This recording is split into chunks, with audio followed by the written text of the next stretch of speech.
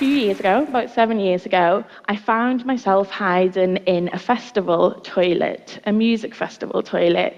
And if anyone's been to a music festival, yeah, you'll know that by the third day, it's pretty nasty. I was standing in the toilet because I couldn't even sit down because the toilet roll had run out, there was mud everywhere, and it smelled pretty bad. And I stood there thinking, what am I doing? I don't even need the toilet.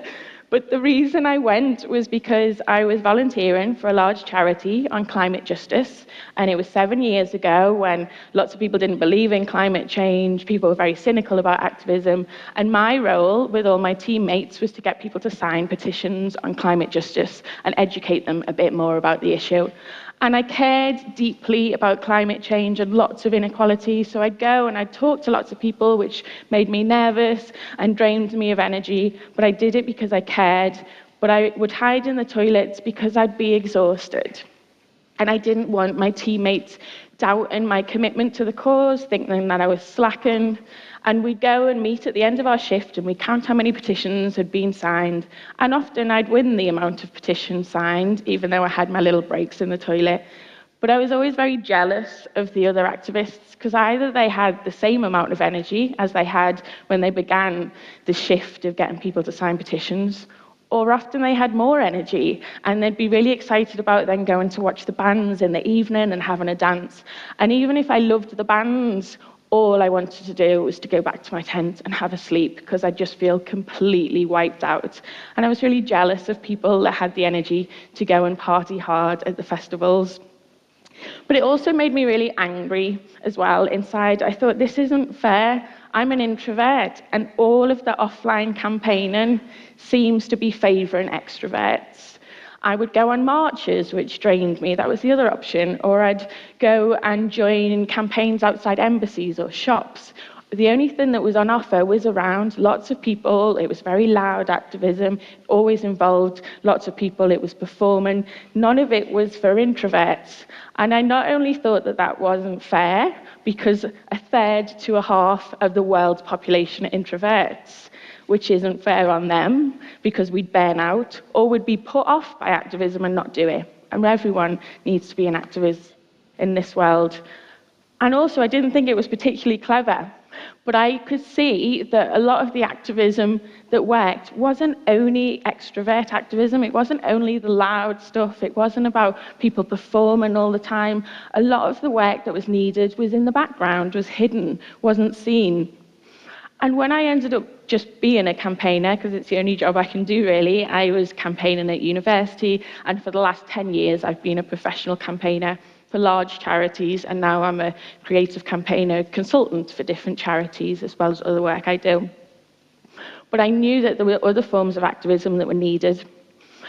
I started tinkering about 7 years ago to see what quieter forms of activism I could engage with so I didn't burn out as an activist, but also to look at some of the issues I was concerned about in campaigning. I was very lucky that when I worked for Oxfam and other big charities that I could read lots of big reports on what influenced politicians and businesses and general public, what campaigns worked really well, which ones didn't. I'm a bit of a geek, so I look at all of that stuff.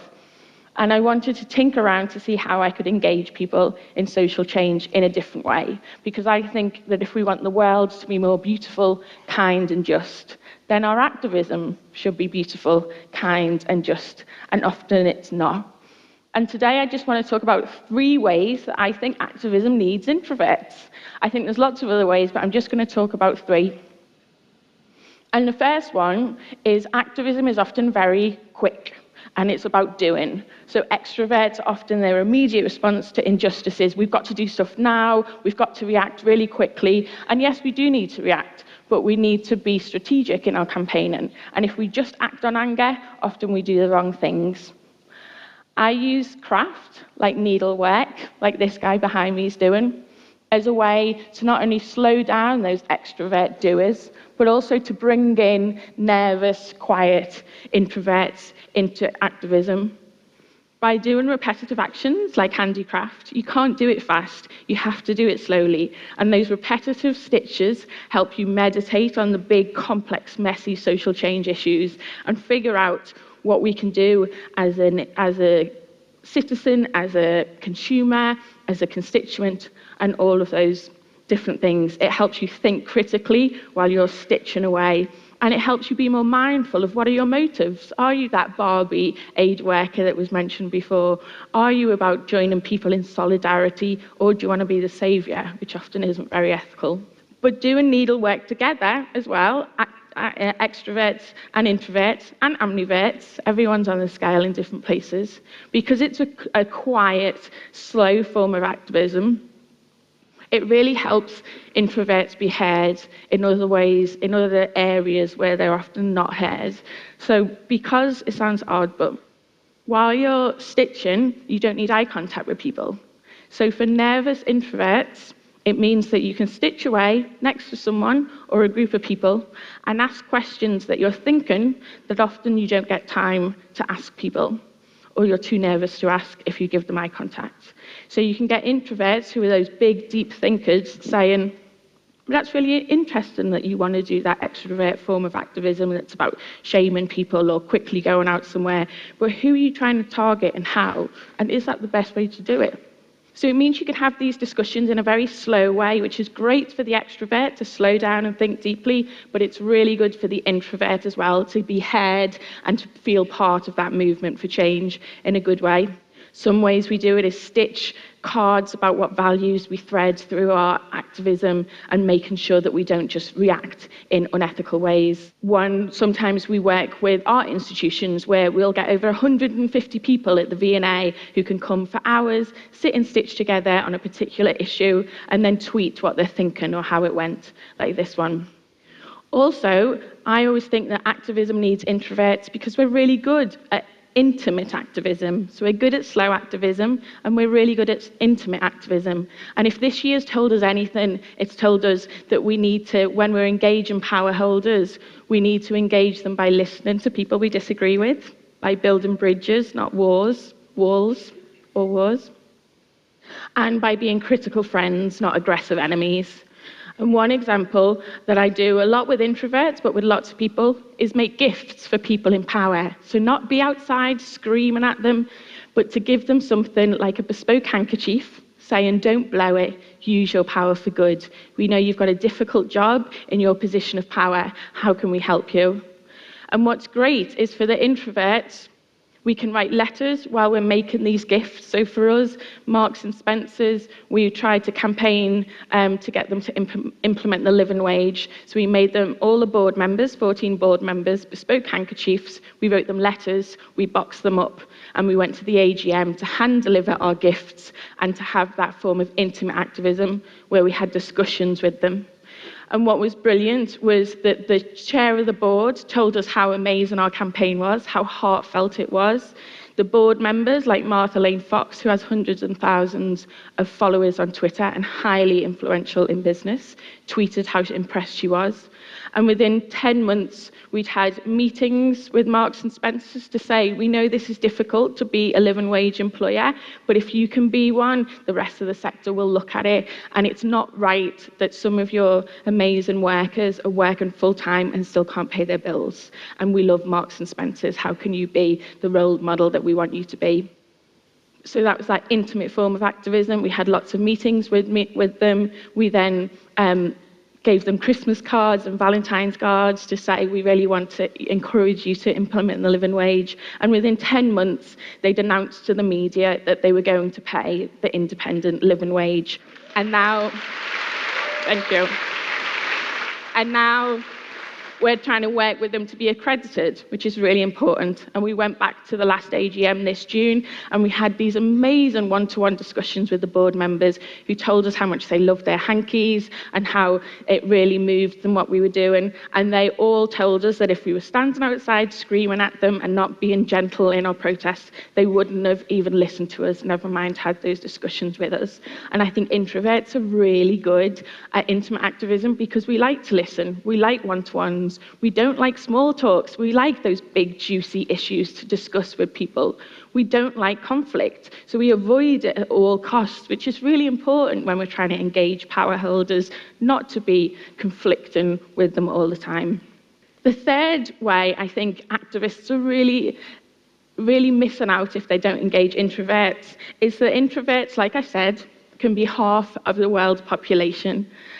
And most of us won't say that we're introvert, or we get embarrassed by saying what overwhelms us. So for me, a few years ago, my mum used to send me texts in capital letters, and she can now do emojis and everything, she's fine.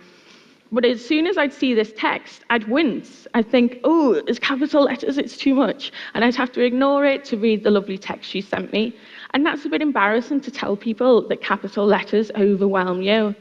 But we really need introverts to help us do intriguing activism that attracts them rather than puts them off. We're put off by big and brash giant posters in capital letters and exclamation marks telling us what to do and vying for our attention.